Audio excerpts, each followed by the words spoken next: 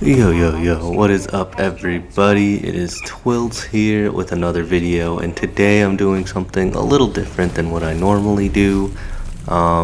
Just because I feel like there's been a lot of Helldivers that have gone missing, usually due to, I don't know, people kind of getting bored of the game, which is fair. But my kind of goal for the channel and for YouTube and all that is to kind of like make a community that likes to, or I guess is not afraid to kind of commit and experiment with new things. So, and I feel like that is what'll bring life back to this game, especially if you're kinda, I don't know, if you've been running this game since launch, and, you know, it does kinda get repetitive, as every game will.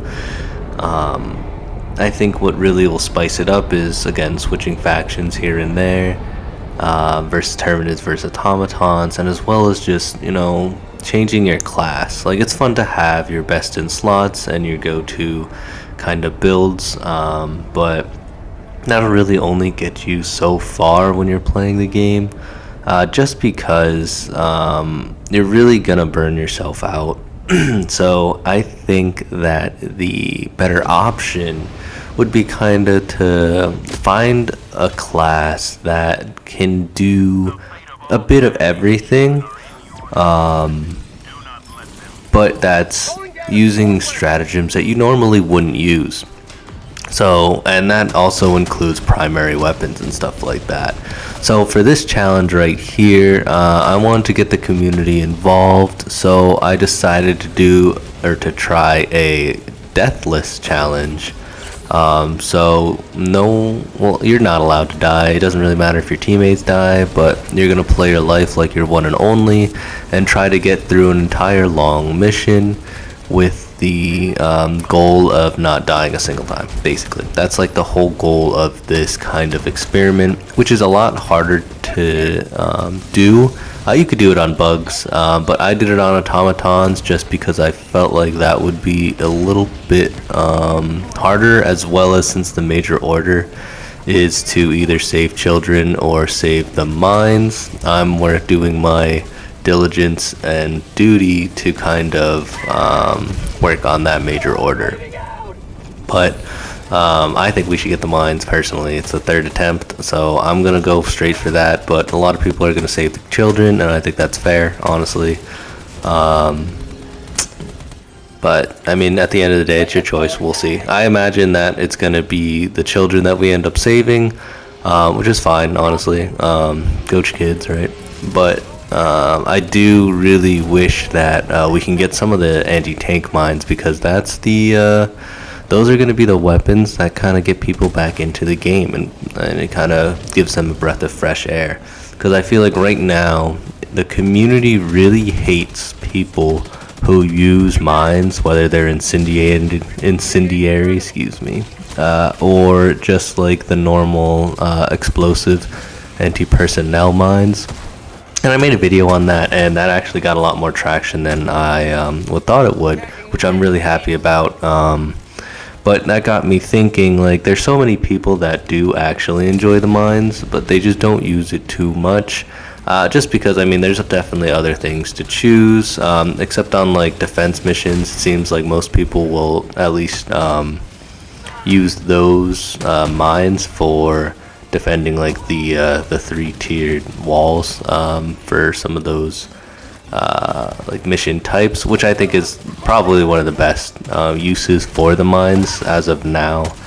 Other than that, most people won't take it out on a mission. You especially won't see it in any like high level gameplay. Like right here, I'm actually playing with randoms, and our overall level is pretty dang high. I think I'm like almost 100, and they're either 100 or 90s, 80s, 90s to 100 plus. I think the cooler thing is the higher lobbies you get into, the less samples people seem to need, which is, I mean, understandable. You played the game so much, right?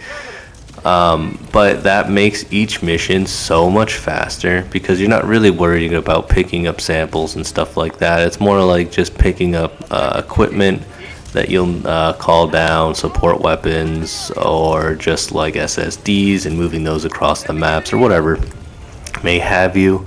But I do think that it's so much nicer to go into these high-level lobbies at least once in a while because you just cruise through missions. I mean, this was a long-term mission, and I think we ended up completing it in around 20 minutes.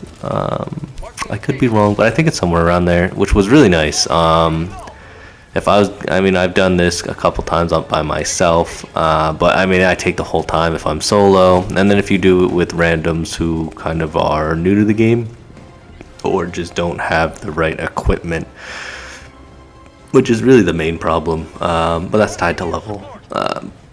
But that'll take you like the whole time too, and then it gets really hectic with the loss of stratagems and stuff. And I mean, it seems like all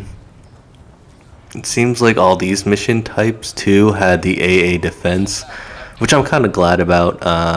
I think if I'm gonna be giving you guys a challenge, so like something to really test how good of a diver you are, I should be the one to make the difficulty as hard as possible, so you guys can see that it's possible yourselves, and you could test it on whatever difficulty you want. Like, obviously, you don't need to do the AA defense.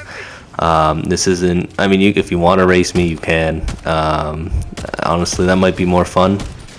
However competitive you are, just take it as you want. I would just try to do a deathless run because, I don't know, it just kind of like makes you play the game a little different. And honestly, it's pretty enjoyable. So let me talk about some of the weapons I'm using now. So I ended up choosing the jar. I call it a shotty. I've been told it's not a shotgun. It looks like a shotgun. It fires similar to a shotgun would. The thing is, like, the bullets go very far because it's jet propelled. But I'm gonna call it a shotty. So, I mean, you can hate me in the comments if you want. But I use that because I was kind of sick of using the Punisher plasma shotgun. Because although the AoE is nice and the stun is superb, it honestly gets a bit boring just lobbing like a bunch of like AoE electric spheres, like plasma shots all across the map and at like a bunch of like bots. It feels a little bit brain dead for me after a while. So I wanted to try something new, and I like the plasma scorcher. That one's very good too against bots. There's honestly a couple really good ones. You could use the sickle. I've seen some people. I think one of the people in this game actually used the sickle against bots. It's definitely an interesting option. If you have the aim for it, though, I'm sure it's going to be great because I mean, as long as you get the headshots, you'll be fine. It doesn't really matter. You can also use the diligence, like counter sniper. I think that's the stronger version of the kind of like the scout rifle semi-automatic sniper type thing, because that one, as long as you headshot, is also really good. It's basically a one-shot headshot to everything. And I don't know why the lights are so bright in this game, especially on this planet. I think it's a Zir Pass or something like that. Anyways, but yeah, so I ended up using the jar because I've used it before and it is very good against bots. It has long range, it has a stagger mechanic to it, and it can blow off. It does full damage against like batteries, the rocket pods that the rocket automatons end up using, like on their shoulders. It has like a lot of nice damage types and stuff. Oh yeah, and if you see, like right now, you could see that my screen was like spazzing out red and white. That happens time to time. If you want to just fix that, just go into your settings and hold it there for a little bit. I think it also works if you hold open your map. But just open that up, open one of those up for maybe like 5 seconds or so, and it should fix itself. Because like honestly, I thought I was having a stroke because like, it was a little too much to me. But yeah, I would definitely use the jar though. It's very fun. But there, again, there's a bunch of different weapons you can use. So try out whatever you have available and, you know, experiment. Sometimes you'll find some really cool stuff. Like for me, like I was surprised to find that the jar, I think it's the jar 5, would do so much damage and be such a good option for bots. Because like before I even touched this weapon, I was like, you know, like the plasma shotty's like OP, like why would I ever switch? But you know, again, you want to kind of keep the game fresh, and to do that you gotta be able to mix and match different weapons, support weapons, explosive ordnance, stratagems, all that fun stuff, because that's what's really going to change to the way you have to play. And by changing the way you have to play, it makes it kind of like a new experience, you know. The only problem I have with the jar is that it kind of is slow to re-engage. Like when you're looking left and right with this thing, it's a bit I don't know, wobbly, for lack of better words, but it does do great damage, and it even has like high enough damage to hit these turrets. So as you can see, like a quasar can's not going to do it, but a couple shots with the jar and that's a finish off target. Honestly, that's what I love this weapon for. It just, the high damage output is really chill. I almost died a couple times too, yeah, but we always survive because this is a challenge run and everyone knows the cameraman never dies. But I will say I have been enjoying using the Desert Eagle type secondary. It came out with the Polar Patriots. I forget what it's called, honestly. But I do enjoy using that. It kind of feels fun. It doesn't do like a ton of damage, don't get me wrong, but like it's up there. Like it's weaker than the P something Senator, the revolver, which I ended up using later,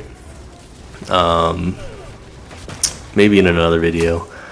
I'll do that, but I will say, yeah, the Senator feels nice. It does have a lot of damage, but the Deagle, like, you know, you have like the nostalgia to it. Like this is your Call of Duty. This is your, I'm sure they have it in CS:GO. Like it's like in a bunch of games, and it's very reliable. You know, if you headshot, it's a one shot. If you body shot, could be a one shot, usually a two. And I mean, it has a decent amount of ammo, so you could spam it when they're getting close. Yeah, that's all you really need in a secondary. What I do want to have to do is, I haven't really tried out the grenade pistol since launch, so I do want to try to use that in a couple different classes where I don't have an explosive weapon to kind of blow up the fabricators and stuff. So maybe I'll do that in another build, or yeah, maybe I'll like do like a build suggestion video later on. I'm not really sure.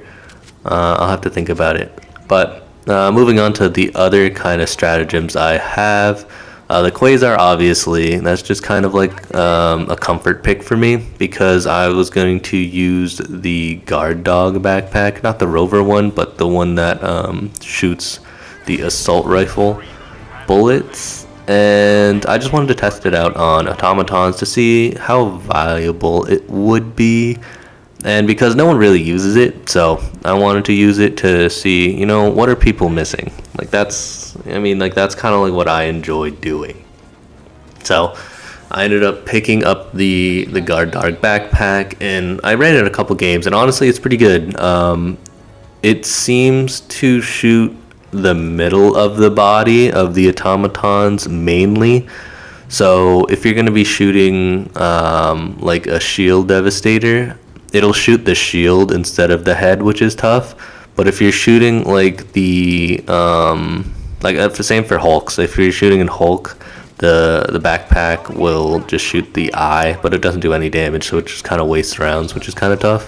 Which would be nice if it had like an LMG or something like that, or even like an HMG, like a heavy machine gun. Like if it was just like a heavy machine gun instead of an assault rifle, it has like that 75 shot mag, and I mean, it just shreds through some things. Like it would be super nice, but Anyways, it has the assault rifle, so it doesn't do too much against heavy armor, but it will headshot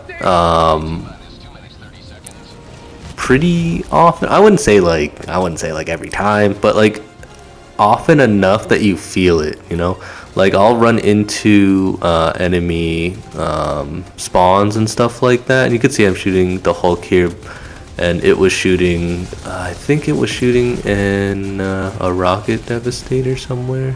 I think it headshotted it. I'm not sure, but it does do decent damage, and it's nice to have that cover on your back, especially if you're getting chased by, what are those chainsaw guys called? Oh, I'm so sorry. I'm forgetting all the names. The berserkers, I think they're called. Yeah.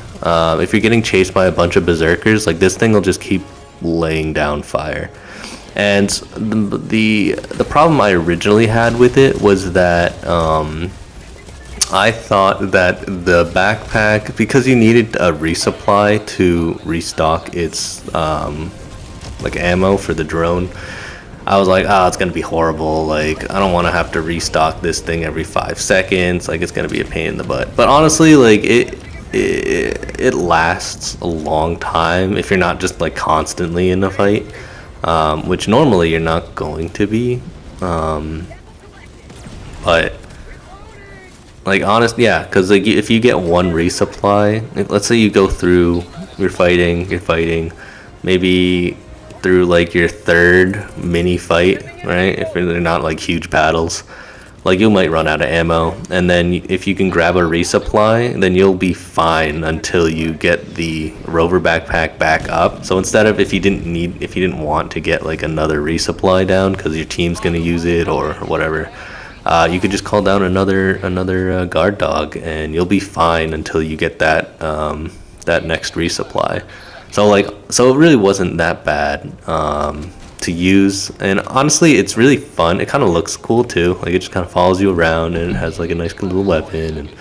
And I would say it was pretty nice. I wouldn't say like it was the greatest. Like, is this gonna be meta? Like, no. But you know, in the spirit of trying new things and kind of just enjoying the process, I would say that, yeah, the guard dog was a very fun pick for me. And the last stratagem I ended up using was kind of like a big AoE explosion. So this will be like how I kill fabricators and like if there's a walking strider and stuff like that. So I used the 500 kilogram bomb because or the eagle bomb, that has like all the damage I would need, has the AoE, has the cooldowns, so like it's up pretty quickly. I've experimented with many different things, but yeah, I guess the the rock paper scissors shoot wasn't working. It might be glitched, so maybe they'll fix it Thursday, which I guess is tomorrow, but we'll see. But yeah, I mean, just experiment with what you got. If you're gonna do the search and destroy, I would switch from the 500 to the normal Eagle Airstrike, because you'll get more of those, and it just makes more sense for killing the fabricators, the automaton fabricators that are just gonna spawn around the map.